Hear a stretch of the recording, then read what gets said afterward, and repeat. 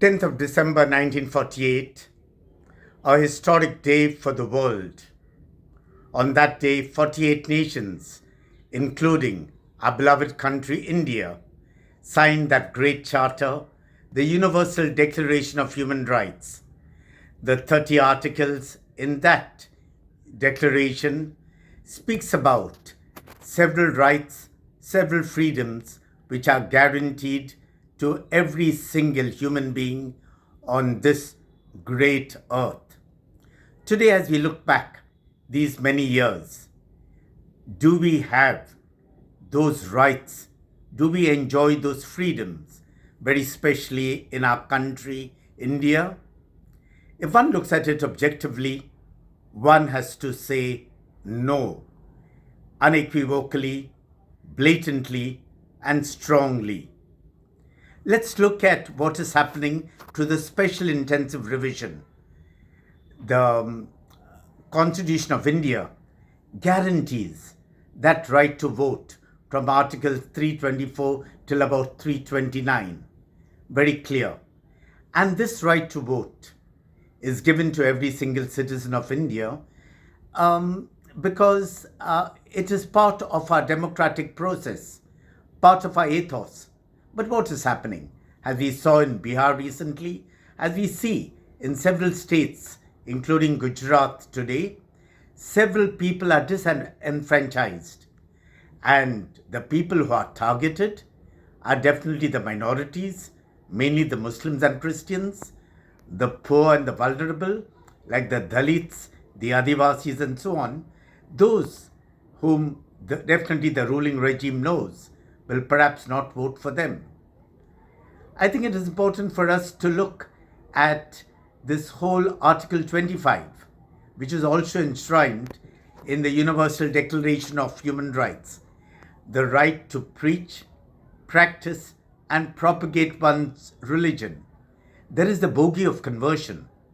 That right, that article in the Constitution, and which is also in the Universal Declaration of Human Rights, does not say that I have the right to convert another. But if I am an independent citizen, if I'm an individual human being, I have the right, as the Universal Declaration of Human Rights tells me very strongly, to change my religion perhaps several times a day. And no state can determine that part of my life, of my conscience. It is definitely an infringement. We have Article 19 in our Constitution, freedom of speech and expression. You see what is happening. People do not have the right to dissent.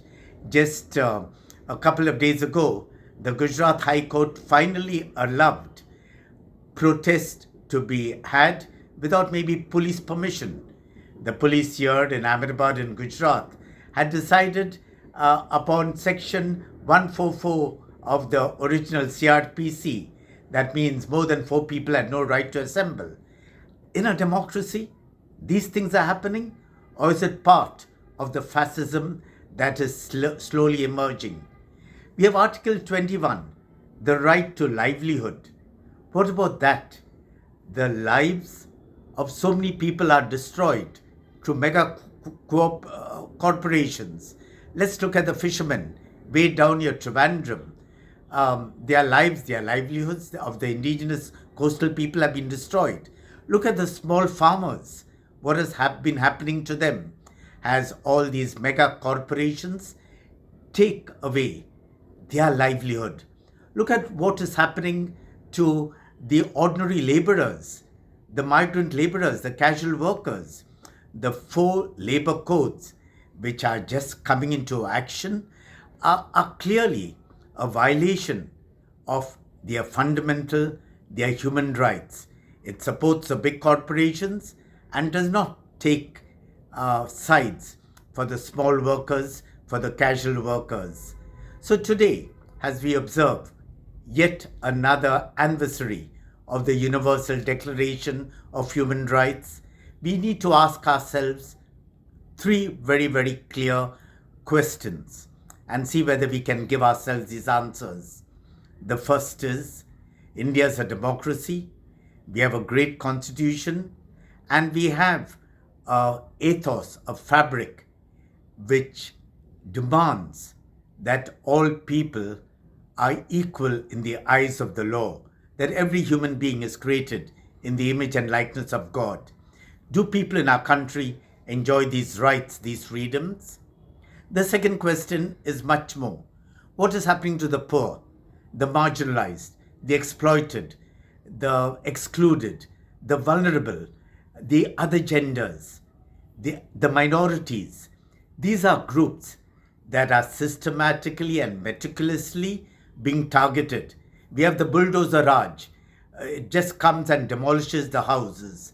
People in the slums who have nowhere to go, they are evicted overnight, while the powerful, the rich, those who have the right connections can literally do what they want.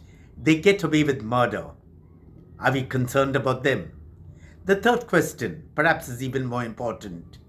Can we become, each one of us, become instruments of human rights, become visible and vocal, and take a stand for truth, justice, and human rights for all?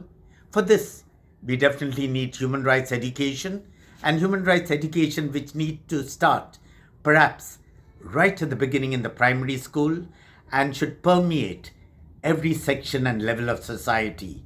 Are we prepared not merely to answer these questions, to internalize their answers and ensure that these answers are radiated by us in public life, mainstreamed, so that we can truly have a nation which proudly signed the Universal Declaration of Human Rights in 1948, but in a country which is seriously seeing the deterioration of these human rights in every possible way and manner. Today, we are called to make this change. Are we prepared to do so? That is the last and the most important question we need to ask ourselves today.